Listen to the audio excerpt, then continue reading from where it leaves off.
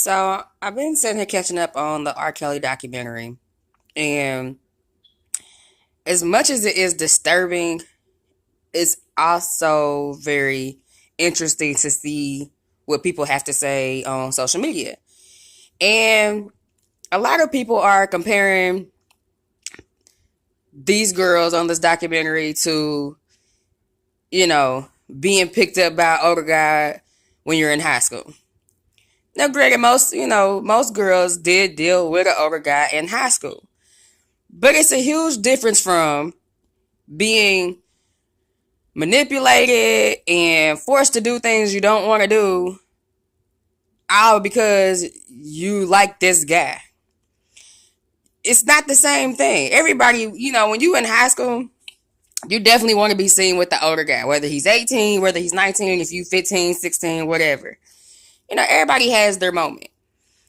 But I think people are forgetting, or not even forgetting, but just not realizing that this was a 30-something-year-old man preying on 14, 15, 16, 17-year-old girls.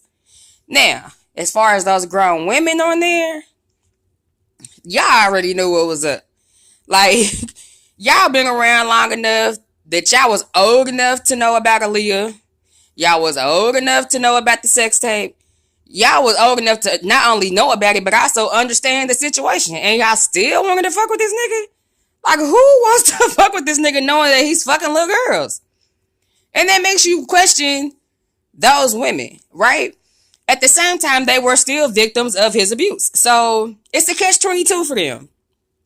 Sometimes you just have to sit back and watch a situation, right? Like, the one girl was like, she was a super fan, and if you even talk bad about R. Kelly, she put you out of her house. Like, really? At what point? Like, we were all fans of R. Kelly. R. Kelly wrote a lot of fucking music. At the same time, R. Kelly was sick as fuck. And he was fucking these little girls and nobody said anything. And y'all still wanted to go with him? Y'all still wanted to be with him on some level? Y'all still thought it was cool to be seen with him? But then again, that's only two of y'all that's on the TV. There's millions of women out here that still want to fuck with R. Kelly. Even after seeing that documentary, they are still women out here that want to fuck with R. Kelly. And that is sick. And it makes you wonder, what does that say about us as women, us as a society? Like, when you want a man's attention so bad that you'll look past all of the really criminal wrong shit he be doing to be with him, especially when it's on tape. Somebody hear that and say, well, females dress with drug dealers every day. True. Females mess with drug dealers every day.